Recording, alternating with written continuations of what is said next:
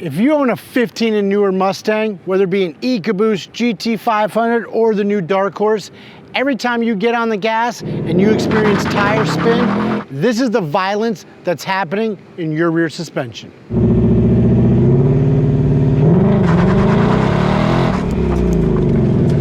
By adding just our Steeda starter stop the hop kit, you can go from this to this.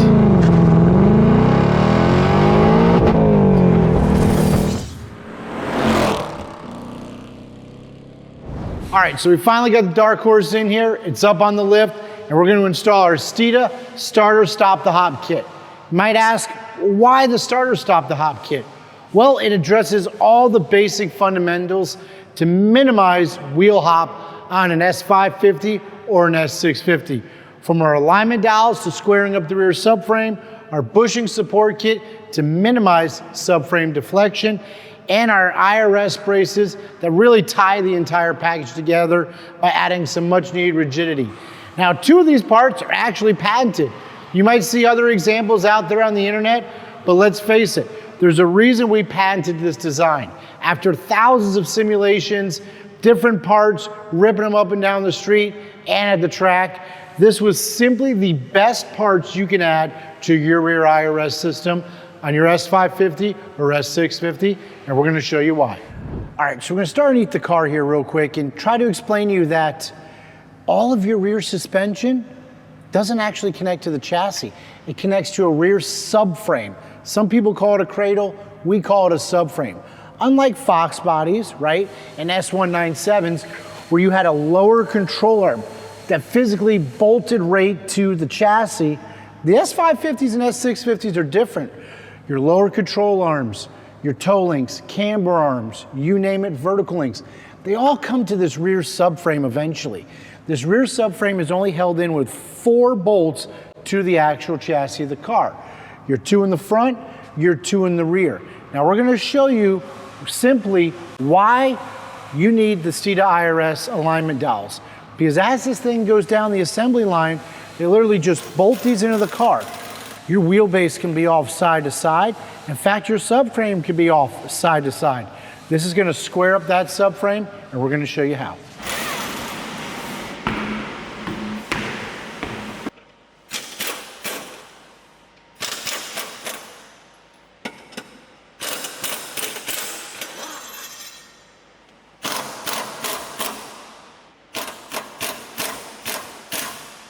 All right, so we've gone ahead and removed the front mounting brace for the front IRS subframe. We've also removed the bolt. Now this is a 14 millimeter bolt with a ton of clearance. Literally, this is what we're talking about. That much clearance is in there. You don't need that kind of clearance. In fact, if you look closely, you can see to the top of this where there's actually serrated teeth on this bushing sleeve. That allows the Ford assembly line workers, once they bolt this in, to grab onto the chassis to try to prevent it from moving. The problem is with this much slop in this bolt hole, and you've got this at all 4 locations.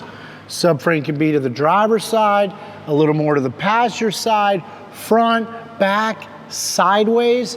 So what we do here is we're going to tighten up the slack there by putting in this alignment dowel. You see that? Nice tight fit. It doesn't fall out, fits in there nice and perfectly, but that's going to eliminate all of that gap, right? And by doing that, we are now confident that we are squaring this rear subframe or cradle to your chassis. By doing that, you have proper wheel and tire fitment from side to side. You have a perfect wheelbase front to back.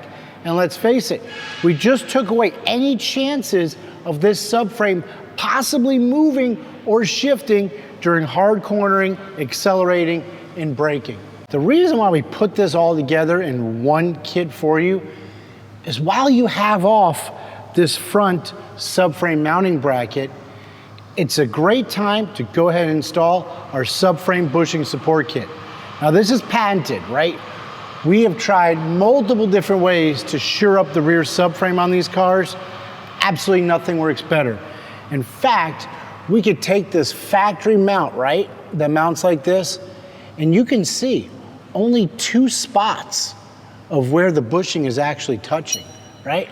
So what we're gonna do, simple, billet aluminum, 6061, made in-house, is gonna fit right into place. What that's gonna do is fill this factory void, right?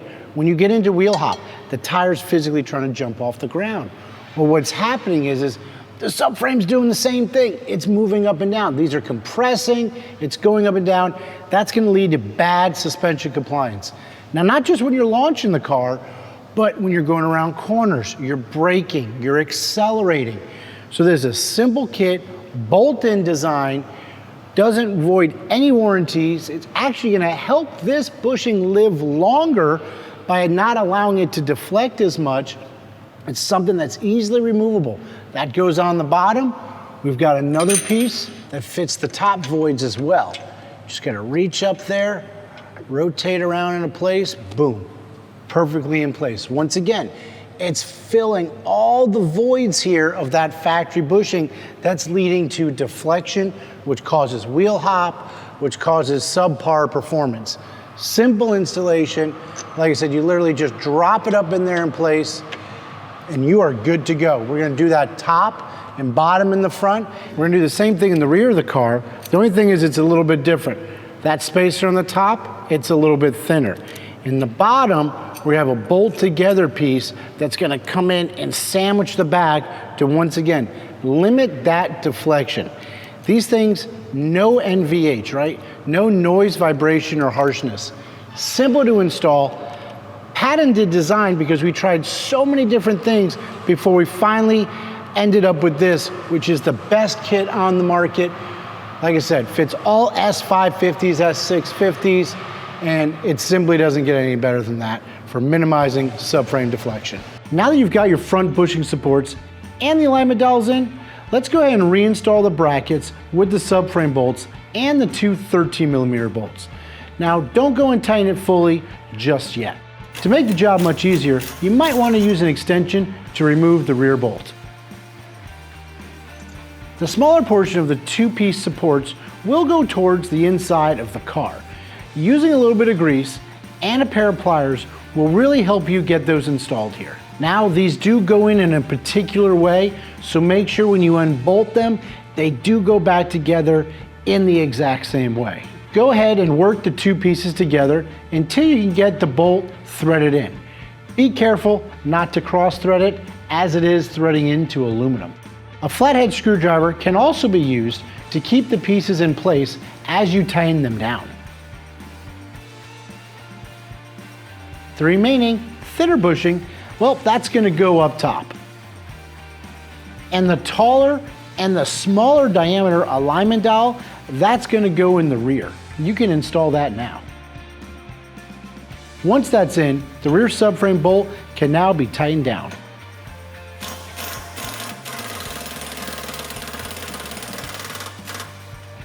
As well as the front subframe bolt.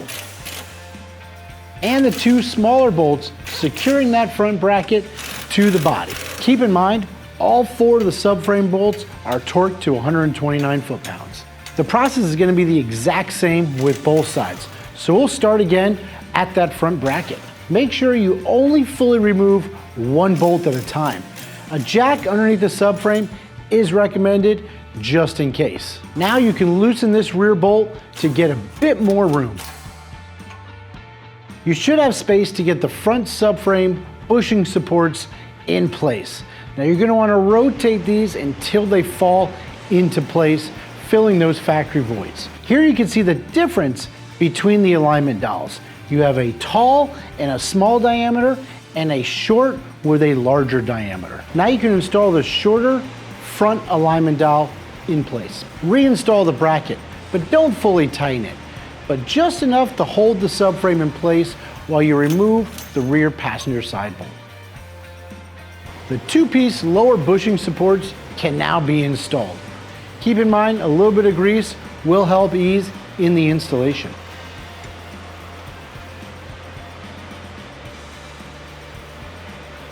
That screwdriver comes in handy, once again, trying to keep those pieces straight as you go ahead and thread them together.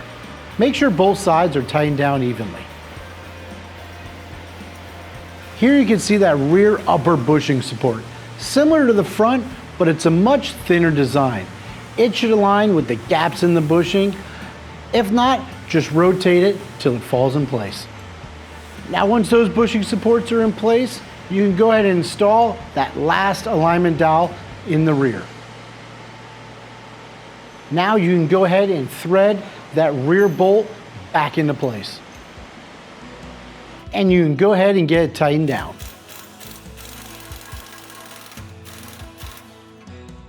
Moving back up front, we can now tighten the 3 bolts that hold that front bracket in place. The 2 smaller bolts are torqued to 41 foot-pounds, and the 4 subframe bolts are torqued to 129 foot-pounds. Make sure you do this step as it's very important. Now, moving on to the IRS braces, remove the 2 bolts alongside the frame. Now, not every car comes with these 2 bolts, so if you don't have them, don't panic. Once the bolts are removed, go ahead and install that threaded plate into this slot in your factory rear subframe. Starting with the passenger side brace, get the longer bolt that's not fully threaded and go ahead and start it through the center mounting hole of the IRS brace. Don't tighten it all the way, this is only going to hold it in place. Use the new hardware provided with the smaller washers at the front of the IRS brace. Once again, don't tighten these all the way up. Using the oversized washer with the shortest bolt provided, you can now thread that into place where you installed that threaded plate. Using the oversized washer and the longer bolt, go ahead and attach the IRS brace through the rear subframe, securing it on the back side with the provided nut. Once everything is aligned and all the bolts have been started, go ahead and tighten everything starting from the center out. The smaller diameter bolts are going to be torqued to 45 foot-pounds, and the 2 larger diameter bolts, well, you're going to torque those to 55 foot-pounds. You have now completed your installation. So we've squared up the rear subframe cradle with the alignment dowels, right? Now we're going to minimize deflection with the bushing inserts. The last step of this starter stop the hop kit is our patented Steeda IRS braces. What does the IRS brace do? Well, quite simply put, it's going to brace the IRS, right? We talked about how the control arms, they don't bolt to the chassis like the Fox bodies, like the S197s. Your whole suspension is held on with 4 vertical bolts that are put in shear upon acceleration. Well, how do we transfer that energy to try to get your S550 or S650 moving forward? And not only forward, but straight every single time. Our Steeda IRS braces. It's going to bolt to all factory mounting locations, which means no drilling, no tapping, no welding, nothing like that. But what it's going to do, it's going to tie together 2 of the most important parts of the rear subframe, right? So your lower control arm right here, your tire bolts right to the outside of it, right? The outside of the hub and the axle assembly. When this car is going to try to go forward and that wheel's going to turn, what actually pushes it forward? Well, it's not the shock in the back. It's actually the lower control arm mounting points, right? When you get on that gas pedal to go forward, all of that energy is going through the lower control arm and your toe link right here to literally accelerate this 4,000-pound vehicle forward. So the first thing we did with our testing, we wanted to brace that location, right? Because any energy, any forces, we want to utilize that to push the vehicle in the right direction. So we're going to bolt into the subframe right here. One of them's a nut and bolt. The other one, we're going to give you our steel threaded insert place that slides right inside the frame. We're talking flange head bolts with big oversized washers, right? It's going to bolt there. And then it's going to bolt to your front mounting bracket for your rear subframe to help strengthen that. Now, some companies simply just replace that. Well, there's a decent amount of strength. I'm not sure why just replacing that when you could do such a better design. In fact, they said for a long time, you don't need IRS braces. Now they've got IRS braces. Coincidence? I don't think so. But nothing attaches to more key components than the Steeda IRS brace. From where the lower control arm mounts to your chassis, frame rail, to help strengthen that front mount. Absolutely no kit on the market does it better than Steeda. You know, there's pictures. You got John Lund's car on the internet. You got Brian Luna's car pulling massive wheelies. These are 6-second street cars. They got the IRS brace on there, and you can see it from the wheelie shot. Why? Because it works. Same thing like in the old days, adding a ladder bar to a car, right? We're trying to increase traction, performance. These IRS braces do it. Not only in accelerating, but turning as well, right?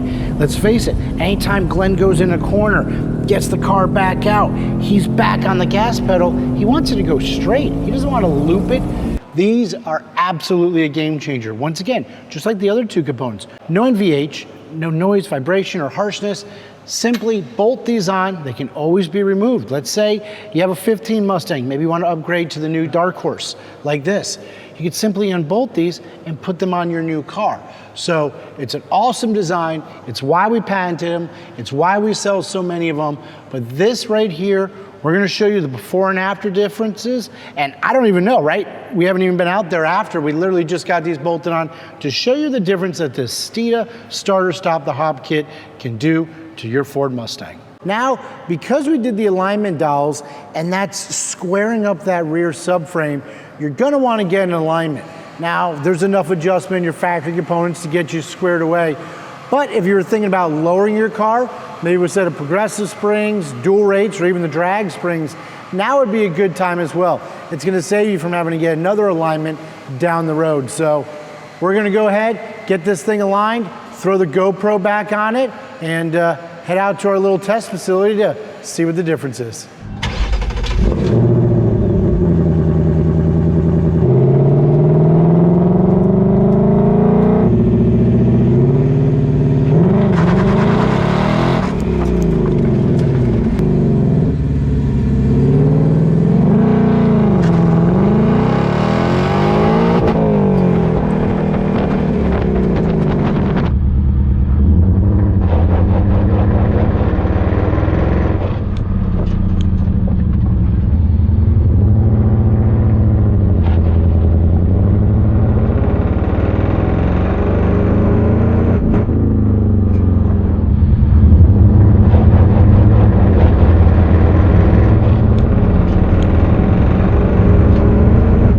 Absolutely love videos like this. Why? Because you could see the difference, right? Before and after, you see how much deflection there is in the rear subframe of all the S550s and S650s, including the new top of the line Dark Horse. So if you look at the attachment points for where the rear sway bar is in the rear, that's the rear of the subframe. And it is deflecting up and down. The other thing is we try to highlight where your lower control arm bolts to on that rear subframe. Because ultimately, when you're accelerating and the tires are rotating, that's what's moving the car forward. As you'll notice in the video stock, it's kind of porpoising, right? It's going up and down. That's as you're gaining and losing traction. But once again, if you don't have a steady foundation, you're not gonna get good traction. Now I know the automatics, right? You can foot brake them, they're softer, you're not hitting the tire like a stick shift car. Regardless, any amount of suspension deflection is going to slow down your car from point A to point B. So it's really an absolute must-have. Even if you're just cruising the streets, like to go from spirited driving, the difference from inside the car before and after is astronomical. You feel like the rear end is connected, right? So you see on the stock video, a lot of movement, a lot of deflection, tires are bouncing off the ground. The simple 3-piece kit, once it's installed, virtually eliminates all of that deflection. That's why we have the IRS braces supporting exactly where they support. That's why the bushing inserts are meant to fill and support the factory rubber urethane bushings. Once again, when we first designed this kit, the only option out there was the Ford Racing kit, right? And we replaced the factory rubber bushings with solid aluminum. The problem is you just took a $45,000 car and you ruined it. You took out that soft rubber, put in solid aluminum. Not only does the job take roughly 7 hours because you have to permanently modify your rear subframe, there's no going back at that point, but now any gear whine, any NVH is all heard in the back of the car. I say it all the time. You got a $45,000 car, the Mustangs are much more expensive nowadays. Now we're looking at $70,000 for a dark horse. Now your wife doesn't want to go to dinner with you. It's making too much noise. How did you just ruin the car? That's why the bushing support kit is such a home run that we patented it. It fills in those factory voids, adds no NVH, and it's completely reversible. So you see the support it gives you. When you're getting that support, you're able to put down power more consistently, which means lower elapsed times, whether at the drag strip, at the road course, and even if you're just driving around, it's going to provide you with a much more enjoyable experience in your Mustang. Now, this is just the starter stop the hop kit, which means there's different levels to this, right? Vertical links, toe links, camber arms, diff bushings help a lot, but that's one of those components that might add some NVH. So if you're looking at the video and saying, ooh, there's still a little bit of wheel hop there, truth be told, that's going to come from the tires that are on it. We have a super small sidewall, nothing to absorb that, but once again, this is the basic entry-level kit to stop wheel hop. You can take it much further and therefore eliminate all wheel hop all the time. It's not just the stop the hop components in the rears. We're talking shocks, struts, if you're into more handling, camber plates, things like that. Different spring rates, maybe dual rates, maybe drag springs, maybe progressives if you like to drive the car all the time. So there's definitely different levels. This is the starter stop the hop kit. It should be on every single Mustang that's out there so you can maximize your enjoyment. So the next stop for the dark horse as we tour from road racing to drag racing is the autocross. Now some might say, the autocross course, right? It's different every single time. You're not gonna have the same course. Well, we're gonna throw Jamie Bell behind the wheel. Why? Because he's got a 2013 Boss Mustang. He's also been the driver behind our EcoBoost Mustang. He's autocross GT350s, Mach 1s, helping develop the MagnaRide controller. So Jamie's got a lot of experience out there on the autocross. So while we might not be able to compare times, it's gonna be really interesting to see what Jamie thinks about this brand new dark horse and how it compares to some of those other models. So if you like what you saw, hit like, subscribe, follow us on Facebook, TikTok, YouTube, Instagram, and remember the most important thing at the end of the day, Steeda, where speed matters.